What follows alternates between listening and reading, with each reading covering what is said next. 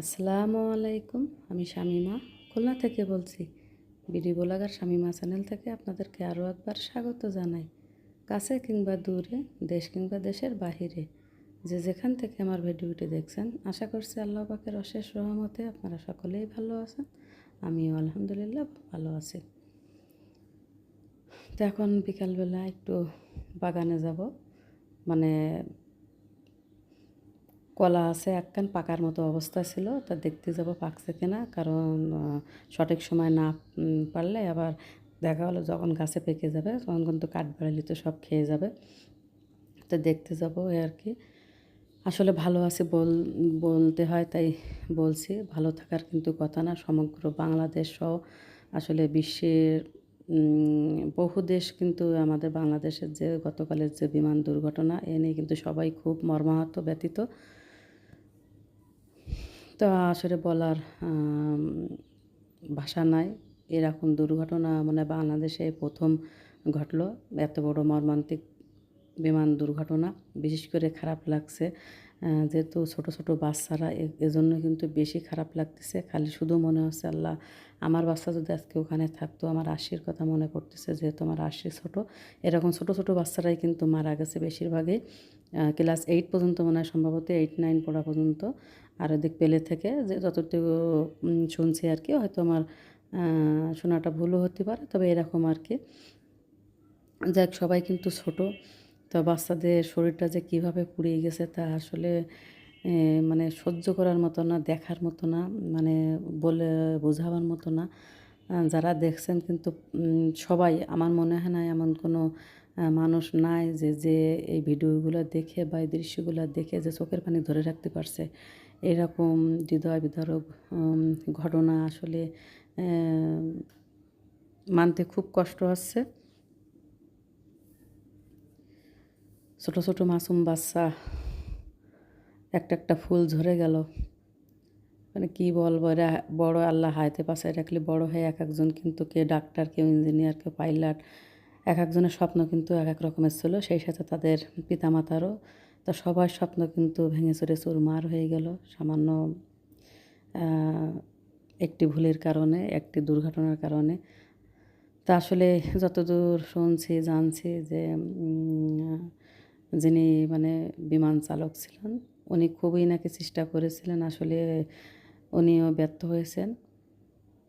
তো উনি যখন জানতে পেরেছিলেন যে বিমানে ত্রুটি হয়েছিল, তখন কিন্তু উনি ইচ্ছা করলে উনি নিজের জীবন বাঁচাতে পারতেন। কিন্তু আসলে উনি কিন্তু মানুষের চিন্তা ভাবনা করে কিন্তু উনি এই জীবনের রিস্কটা নিয়েছেন এবং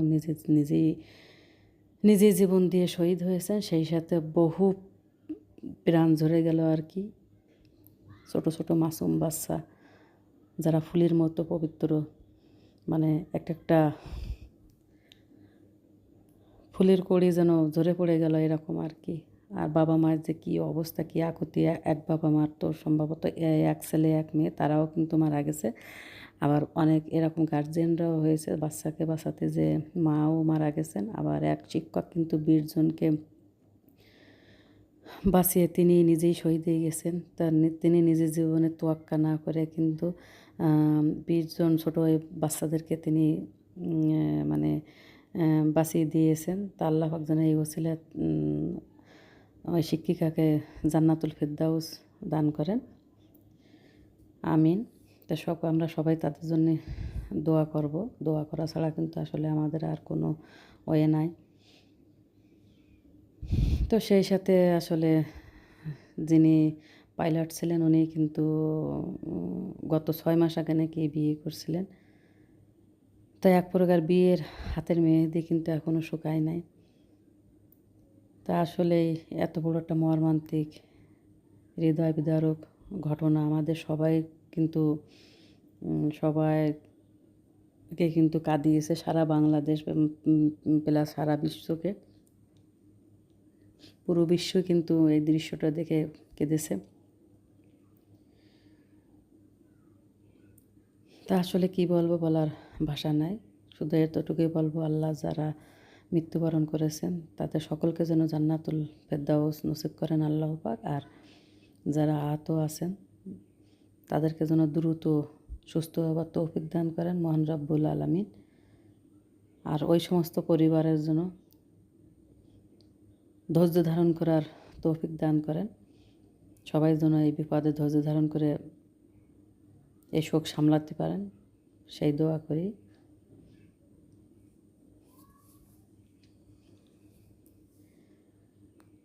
তো এই তো আমি বাগানে এসেছিলাম, কলা পাকছে কিনা দেখতে এসেছিলাম। আর এই তো এখানে কিন্তু মরিয়মরা কিন্তু আগে ওই পাশে আমাদের ওই সাইডে যে রুম ওঠানো ছিল মানে ওইখানে থাকতো, তো এই পাশে কিন্তু ওরা চলে আসছে মানে এটা আছে এরা নিজেরা করে নিয়েছে, জায়গার ভাড়া দেওয়া হয়। এখানে আছে মানে রুম টুম ওরা নিজেরা উঠিয়ে নিয়েছে, আর শুধু বছরে জায়গার ভাড়া দেবে আর কি। তো ওদের ওখানে আসছে একটু বিকালবেলা, আর বাগানে ঘুরে ঘুরে দেখলাম যে কলা পাকার মতো আছে নাকি, কারণ একটু লাল যদি হয়ে যায় ঠিক সময় যদি পাড়া না হয় কলাগুলো, তাহলে কাঠবিড়ালিতে সব খেয়ে ফেলবে। মাঝে দুই কান কলা কাটা হয়েছে এরকম, মানে এক কানে 2-3 ছড়া করে খেয়ে ফেলছে। তা আসলে সেটা ভিডিও করব, তা মনে ছিল না। তো আজকের ভিডিওটি এই পর্যন্ত। সকলেই ভালো থাকবেন, আল্লাহ হাফেজ।